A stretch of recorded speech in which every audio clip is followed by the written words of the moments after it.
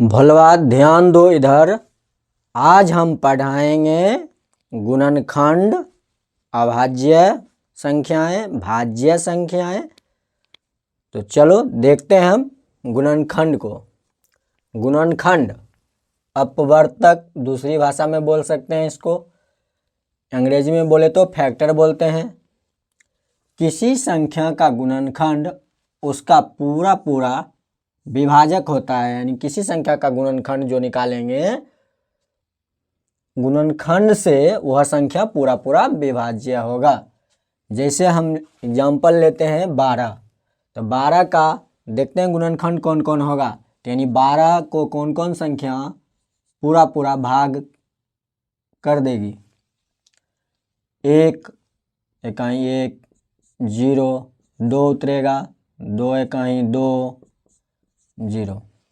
1 को 2 बार पढ़ेंगे 2 आ जाएगा। आगे चलते हैं, 12 को 2 से विभाज्य हो जाएगा, 6 दूनी 12। 12 जो है 3 से भी विभाज्य हो जाएगा। किससे हो जाएगा? 3 से भी। तो 3 चौक 12। 12 और किस संख्या से विभाज्य होगा? तो देखते हैं 4 से। 4 तिया 12। 12 5 से भी विभाज्य होगा या नहीं देखते हैं।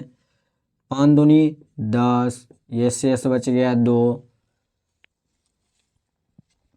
तो पूरा पूरा विभाज्य कौन होगा? जिसमें शेष नहीं बचे, अर्थात ये होगा 12 5 से पूर्णतः विभाजित नहीं है। आगे देखते हैं, इसके बाद 12 में 6 से भाग देंगे, 6 दूनी 12। जो संख्या यदि दिया रहे उसका आधे तक, यानी 12 दिया है तो 12 के आधे तक यदि गुणनखंड संख्या आ जाए तो समझना उसके बाद वो स्वयं संख्या आएगी गुणनखंड। जैसे कि हम 12 में इसके बाद हम 7 से देंगे तो 5 बच जाएगी, 8 से भी देंगे तो बच जाएगी शेष, 9 से भी देंगे शेष बच जाएगी, 10 से भी देंगे शेष बच जाएगी, 11 से भी देंगे शेष बच जाएगी। तब किससे लगेगा? तो वो सिर्फ संख्या बचेगा फिर लास्ट में 12। 12 इकाई 12। हम क्या बोले? किसी संख्या का गुणनखंड यदि निकाल रहे हैं, चेक कर रहे हैं, दी गई संख्या से यदि आधा तक गुणनखंड ज्ञात हो जाए तो उसके बाद स्वयं संख्या आती है गुणनखंड।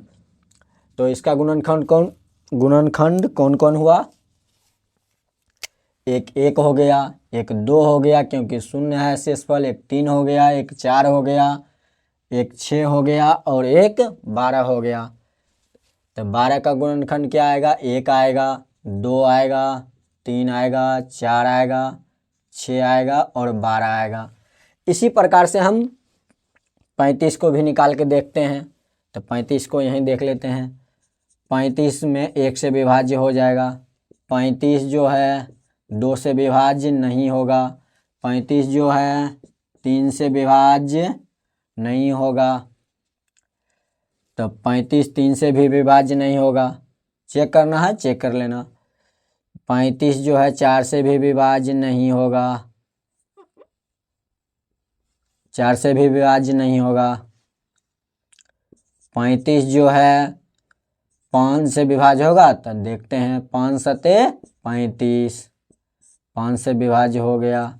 हम आधे तक बोले हैं लगभग जाने के लिए, मगर इसमें जो है कोई ऐसी संख्या होती है जिसके इकाई अंक 5 होती है तो ज़्यादातर देखा जाता है उसको जो ही गुणनखंड रिपीट होने लगे, जैसे 5 सते 35 से फिर आगे बढ़ेंगे तो 7 से 5 आ जाएगा, यानी विपरीत वाले मिलने लगे भागफल तो वहाँ से रोक देंगे, अर्थात वही उतना ही तक गुणनखंड रह जाता है। अर्थात इसका गुणनखंड 1 हो जाएगा। 2 से विभाज्य नहीं होगा, 3 से विभाज्य नहीं होगा, 4 से विभाज्य नहीं होगा। तो बचेगा क्या? ये 5 से विभाज्य होगा, फिर किससे होगा? 7 से। इसके बाद क्या होगा? चेक करके देखना है आप लोग को। आगे तक जाएगा तो सिर्फ 35 ही विभाज्य होगा। तो यहाँ देखने के लिए क्या मिला हमें? यहाँ पर क्या मिला? तो गुणनखंड कौन कौन संख्या आती है? तो देखे, कोई भी संख्या लेंगे उसको उन सभी का गुणनखंड 1 तो निश्चित आता है। क्या आता है? 1। और एक और संख्या देखते हैं जो 12 है, तो 12 का गुणनखंड 12 भी आएगा। 35 है तो 35, यानी स्वयं का गुणनखंड आता है। यहाँ से समझ गए होंगे। आगे हम चलते हैं। हम ये कह सकते हैं कि एक जो है, एक प्रत्येक संख्या का गुणनखंड होता है। एक जो है प्रत्येक संख्या का गुणनखंड,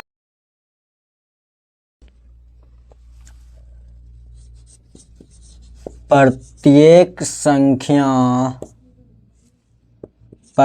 संख्या जो है स्वयं अपना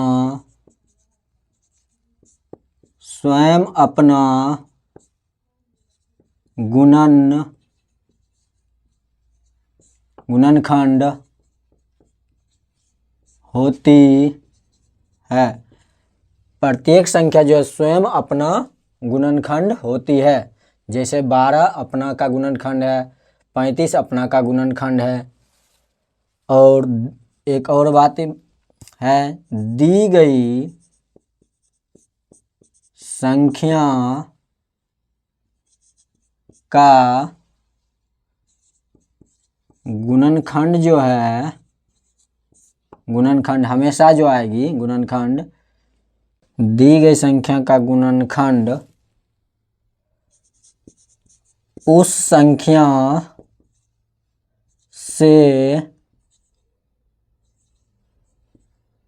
से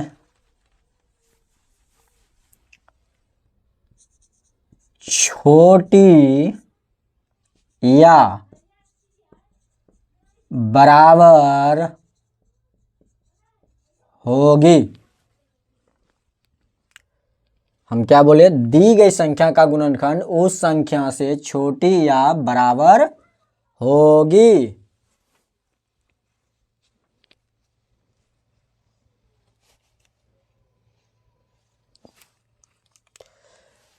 आगे हम चलते हैं अभाज्य संख्याएं। अभाज्य संख्याएं जो है प्राइम नंबर है वे संख्याएं जिनके केवल दो गुणनखंड हो। क्या हो, जिनके केवल दो गुणनखंड हो। क्या क्या, एक और स्वयं, तो वो क्या कहलाती है, अभाज्य संख्याएं। तो चेक करते हैं। एक का केवल एक ही गुणनखंड है, एक है, अर्थात ये हमको तो दो गुणनखंड चाहिए, तो एक ना भाज्य है न ही भाज्य है। दो लेते हैं, दो का एक हो जाएगा, दो एका ही दो, और दो का एक जो है दो एका ही दो, एक दो है दो, और ये दो एका ही दो हो गया।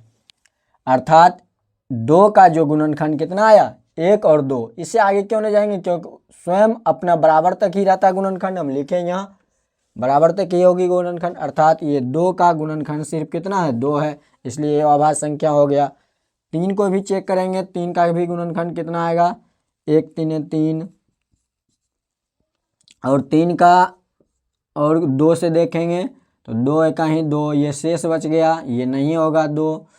इसके अलावा तीन को और देखें तो तीन से लगेगा, तीन एका ही तीन, जीरो। अर्थात तीन का भी कितना गुणनखंड आया, सिर्फ दो गुणनखंड आया है, तो इसलिए तीन भी अभाज्य संख्या। इसी प्रकार से पांच अभाज्य संख्या आएगी, सात आएगी, 7, 11, 13, 17, 19, 23, 23 के बाद आपको हो जाएगी 29, 29 के बाद हो जाएगी 31, 31 के बाद हो जाएगी आपको 37, 37 के बाद हो जाएगी आपको 41, 41 के बाद जो हो जाएगी 43, 43 के बाद हो जाएगी 47। यहाँ से ध्यान से देखना होगा कितने अभाज्य संख्या हैं, 1 2 3 4 5 6 7 8 9 10 11 12 13 14 15। अर्थात हम जब 1 से स्टार्ट किया और 50 तक गए तो कितना आई, तो 15 गुण अभाज्य संख्याएं आती है।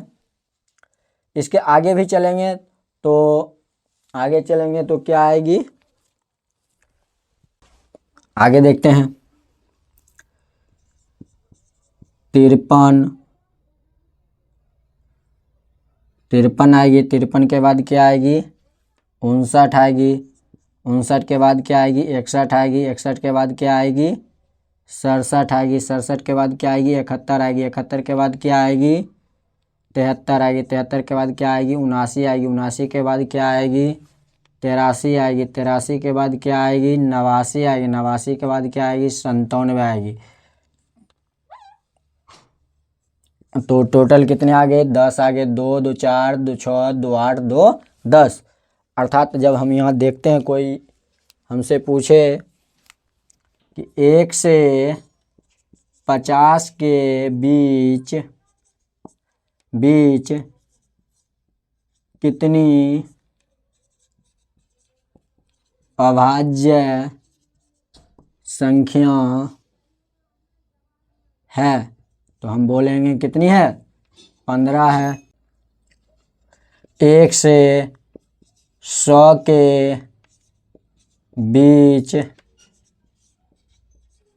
कितनी अभाज्य संख्या है, तो 25 होगी। ये ध्यान रखना होगा। एक बात और ध्यान रखना होगा, 3 से देखें तो 3 के बाद कोई भी वैसी अभाज्य संख्या नहीं होगी जो सम होगी। क्या होगी, जो सम होगी। अर्थात सम अभाज्य कोई पूछे हमसे, केवल 2 ही है, सम अभाज्य संख्या 2 होती है। तो केवल 1 2 ही ऐसा है जो सम भी है और अभाज्य भी है, बाकी देखेगा तो विषम है और अभाज्य है। भाज्य संख्या को क्या कहते हैं, वे संख्या जिनके 2 से अधिक गुणनखंड हो। क्या हो, जिनके 2 से अधिक गुणनखंड हो। तो 2 से अधिक गुणनखंड, आइए तो हम देखते हैं। एक तो नहीं होता भाज्य, न ही अभाज्य। 2 को देख लिए, 3 को देख लिए, इसके बाद कौन संख्या बची है, 4। तो 4 को देखते हैं। 4 में किस किस संख्या से विभाज्य है, 1 से, हाँ है।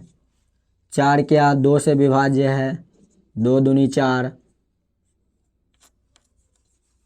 2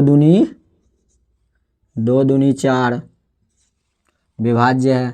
क्या 4 अन्य और 3 से भी विभाज्य है, नहीं। 3 है कहीं, 3 तो 1 शेष बच गया। 4 स्वयं से तो विभाज्य होगा ही, जितना भी संख्या है स्वयं से विभाज्य निश्चित रूप से होगा, और 1 से। इसमें हमें ये देखना है क्या 2 से अधिक गुणनखंड है इनका, तो 2 से अधिक 1 है, 2 है और 4 है, हाँ 2 से, और ये 3 से नहीं हुआ विभाज्य, तो 2 से अधिक गुणनखंड है, तो ये इसलिए 4 क्या हो गया, भाज्य संख्या। 4 के बाद यहाँ और भी अभाज्य संख्या आएगा, ये हम नहीं लिखना आगे।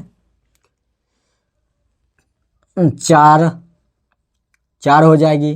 5 यहाँ भाज्य अभाज्य हो गया, तो 6 क्या होगा, भाज्य होगा। 7 नहीं होगा, 8 भाज्य होगा, 9 भाज्य होगा, 10 भाज्य होगा, 12 भाज्य होगा, 14 भाज्य होगा, इसी तरह से आते रहेगा। तो भाज्य संख्या किसे बोले, जिनके 2 से अधिक गुणनखंड हो। तो आज यहीं तक रखते हैं। शेयर करें प्लीज़ और लाइक भी करें। Thank you.